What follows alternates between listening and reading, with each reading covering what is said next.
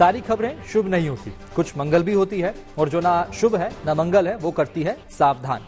शुभ बताने, मंगल दिखाने और सावधान करने आपके साथ में हूं शुभम सिंह।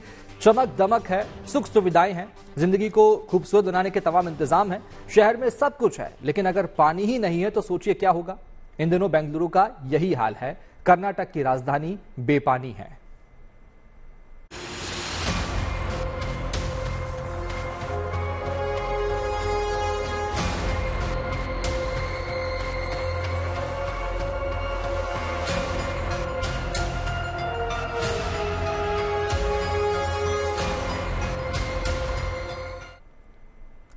ये सोचकर भी हैरानी होती है कि देश का एक बड़ा शहर, तरक्की के मामले में जिसकी मिसाल दी जाती है, वहां लोग पानी के लिए तरस रहे हैं।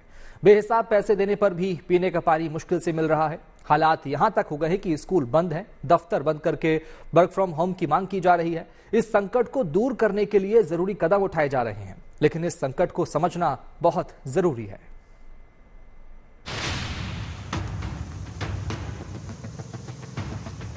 चार महीने से उधर हो रहा, पानी से नहीं आ रहा, इधर से भी बहुत तकलीफ है।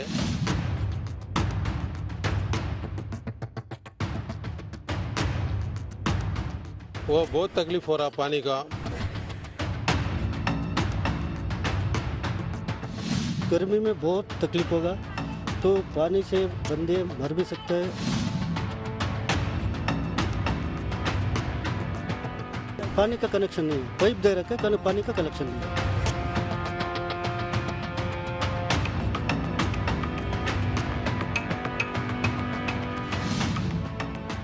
चमक दमक रोशनी से शहर गुलजार, लेकिन कैसे बुझे प्यास, पानी के लिए हाहाकार।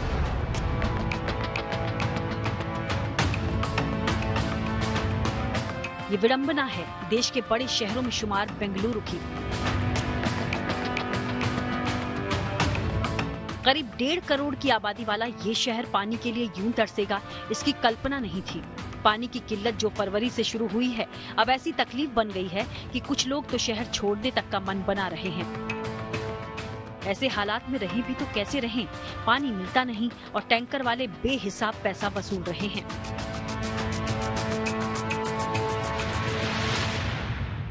जो हम देखेंगे इस साल हमको बहुत जिल्लत हो रही है। पिछले साल इतना नहीं था, लेकिन अभी क्या है कि देखो, हम एक टाइम भोजन के बिना रह सकते हैं, लेकिन पानी के बिना नहीं रह सकते। तो अभी पानी का ये प्रॉब्लम है कि हम एक एक मतलब चुल्लू बोलते हैं ना, चुल्लू पानी के लिए हम तरस रहे हैं। अक्टूबर से पानी नहीं था, फिर भी हम ऐसा टैंकर मार के 6 महीने निकला। भी हमारा इधर का एमएलए नरसिंह मूर्ति ने ठीक करके दिया। रात ही बोलते थे कि पानी थोड़ा छत पे रखो, पंछी के लिए, रोड पे थोड़ा रखो, कुत्ते के लिए। अब हमको सोचना पड़ रहा है कि यार एक पाली उधर गया तो हम कैसे जिएंगे, हमको भी जीना पड़ता है ना।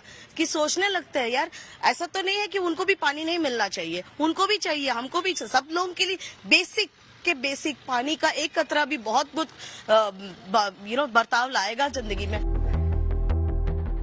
ये हाल है उस बेंगलुरु का जिसने आईटी में नाम कमाया है, लेकिन देखिए तरक्की की तेज चढ़ाई में इसने क्या गंवाया है। अभी जो पानी का संकट है, उससे निपटने के लिए जो भी उपाय मुमकिन है, लेकिन इस संकट को समझिए।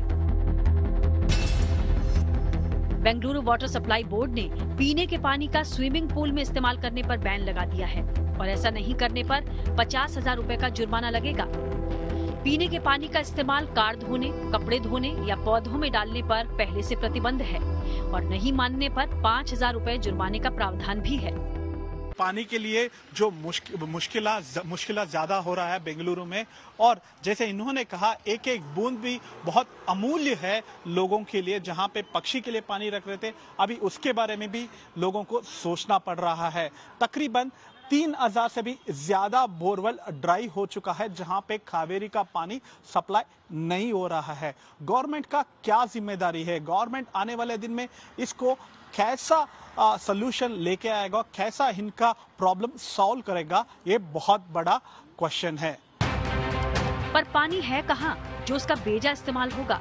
पानी खरीदने के लिए तो हर हफ्ते 1,000 या 1500 रुपए का भुगतान करना पड़ रहा है। IT कंपनियों में काम करने वाले सरकार से गुहार लगा रहे हैं कि वर्क फ्रॉम होम को अनिवार्य बना दो।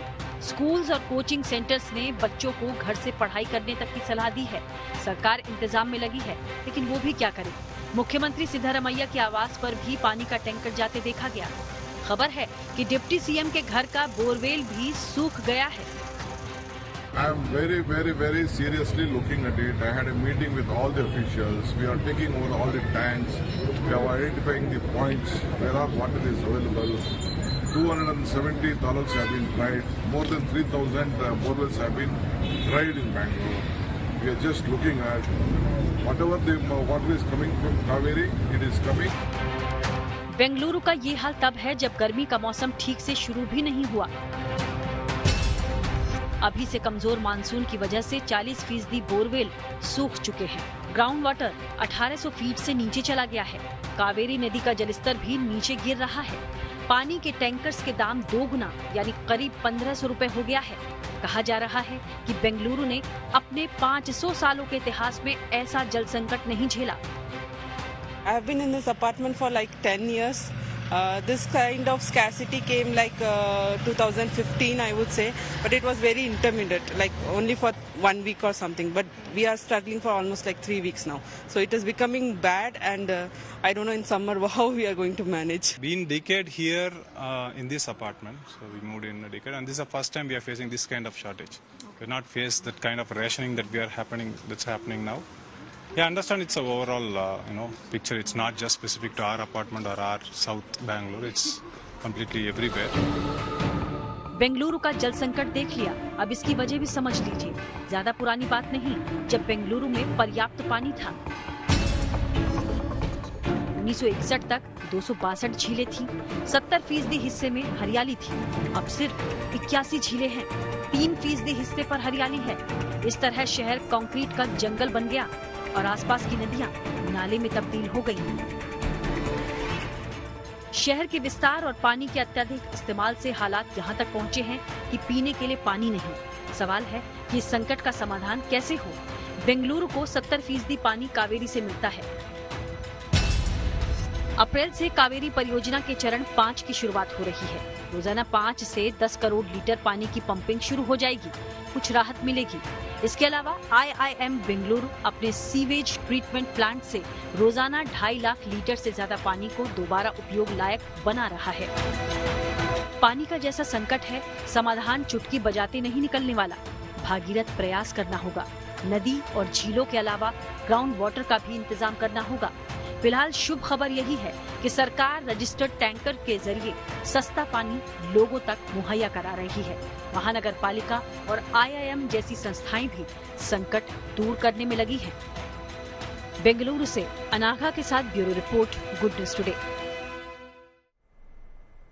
बेंगलुरु में 10 साल पहले वहां 250 फीट पर ग्राउंड वाटर मिल जाता था, अब लेवल 1800 फीट पहुंच चुका है। ग्राउंड वाटर रिचार्ज का पूरा सिस्टम खराब होना ही जल संकट की बड़ी वजह है और ये संकट पूरे देश में है। जो आंकड़े हम आपको बता रहे हैं उन्हें गौर से देखिए और समझिए। भारत में दुनिया की 18% आबादी रहती है, जबकि दुनिया में पीने के पानी का सिर्फ 4% ही भारत में पाया गया है, भारत में होता है। दुनिया में सबसे ज्यादा भूमिगत पानी का इस्तेमाल भारत करता है और 90% भूमिगत पानी का इस्तेमाल खेती में होता है। UN की रिपोर्ट के मुताबिक 2025 तक भारत भूजल जोखिम के चरम बिंदु पर पहुंच जाएगा, जहां सऊदी अरब जैसे देश आज खड़े हैं। भारत में अभी 76% लोग जल संकट से गुजर रहे हैं और भारत के करीब 700 जिलों में करीब 40% इलाके में भूमिगत जल स्तर गंभीर स्तर पर पहुंच चुका है। इसके साथ ही ऐसा नहीं है कि इस तस्वीर को बदलने के लिए कदम नहीं उठाए जा रहे हैं। सरकार ने जल संकट से निपटने के लिए कई कदम उठाए। पानी से जुड़े सभी पहलू के लिए जल शक्ति मंत्रालय बनाया गया। इसमें पीने के पानी, नदी और नदी के पानी से जुड़े विवाद सब कुछ आते हैं। सिंचाई को ज्यादा प्रभावी बनाने के लिए प्रधानमंत्री कृषि सिंचाई योजना लॉन्च की गई है। ग्राउंड वाटर को दुरुस्त करने के लिए एक भूजल विधेयक फ्रेम किया गया है। अटल भूजल योजना के तहत ग्राउंड वाटर रिचार्ज के प्रयास किए जा रहे हैं। उम्मीद है कि ऐसी सभी योजनाओं के नतीजे अच्छे होंगे, लेकिन देश के बड़े शहरों में जल संकट एक चुनौती बनकर खड़ा है। नीति आयोग ने 10 राज्यों के 21 शहरों की पहचान की है जहां जल्दी ही पानी की समस्या हो सकती है। उसमें देश की राजधानी दिल्ली भी शामिल है। राजस्थान में अजमेर, बीकानेर, जयपुर और जोधपुर जैसे शहर है। पंजाब के अमृतसर, जालंधर, लुधियाना, मोहाली और पटियाला है, तो वहीं हरियाणा के गुरुग्राम और यमुनानगर शहर है। उत्तर प्रदेश में गाजियाबाद और आगरा में जल संकट आ सकता है। मध्य प्रदेश में रतलाम और इंदौर में संकट की आहट है। गुजरात में गांधीनगर में समस्या होगी। आंध्र प्रदेश का हैदराबाद इस संकट से जूझ ही रहा है। कर्नाटक में बेंगलुरु का हाल तो हमारे सामने है ही। तमिलनाडु में चेन्नई और वेल्लोर जैसे शहरों में जल संकट की आशंका है। इसके साथ ही आशंका जताई जा रही है कि 2030 तक देश की 40% आबादी की पीने की पानी तक पहुंच होगी। अगर ऐसा होता है तो आप मुश्किलों की कल्पना कर सकते हैं। जो तस्वीर इस वक्त बेंगलुरु की है उससे मिलती जुलती तस्वीर दिल्ली एनसीआर में नजर आ सकती है।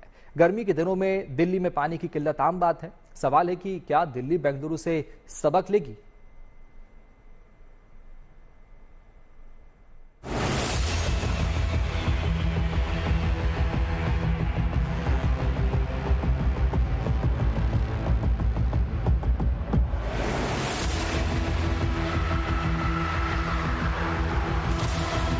अभी तो मार्च है, पर मई जून में जब आसमान से आग बरसेगी, दिल्ली पानी के लिए तरसेगी।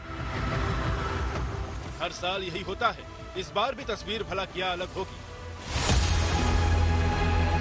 गर्मियों के मौसम में दिल्ली के कई इलाकों में पानी की किल्लत होने लगती है। नल सूखने लगते हैं, टैंकर दौड़ने लगते हैं। कई बार पानी के लिए जंग होती है। देश की राजधानी में पीने का पानी का संकट पिछले कई वर्षों में लगातार बढ़ता गया और उसकी ठोस वजह है दिल्ली के आसपास पानी का अपना बहुत बड़ा जरिया नहीं। जो भी पानी आता है यूपी, पंजाब और ज्यादातर हरियाणा से आता है। पानी को लेकर हरियाणा से दिल्ली की अक्सर ठन जाती है, लेकिन दिल्ली में पानी की समस्या की असली वजह कुछ और है। जनसंख्या बढ़ी, शहर का विस्तार हुआ, बहुमंजिला इमारतें बन गई, यानी पानी का इस्तेमाल तो बढ़ा, लेकिन भूजल स्तर को लेकर चिंता नहीं की गई। चिंता हुई भी तो जमीन पर कुछ नहीं किया गया। न तो बारिश के पानी का संचयन के लिए ठोस कदम उठाए गए और न सीवरेज ट्रीटमेंट प्लांट के जरिए पानी को साफ करने की ठोस पहल हुई।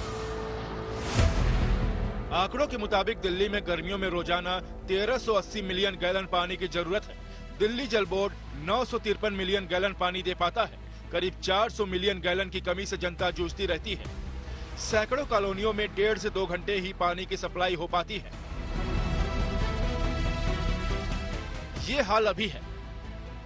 2041 के ड्राफ्ट मास्टर प्लान में अनुमान है कि 2041 तक दिल्ली को हर दिन करीब 1500 मिलियन गैलन पानी की जरूरत होगी। सवाल है कि तब पानी कहां से आएगा। इस बात पर जोर है कि प्रति व्यक्ति पानी का इस्तेमाल घटाया जाए। इसके अलावा 1000 एकड़ में छोटे छोटे तालाब और गड्ढे बनाए जा रहे हैं।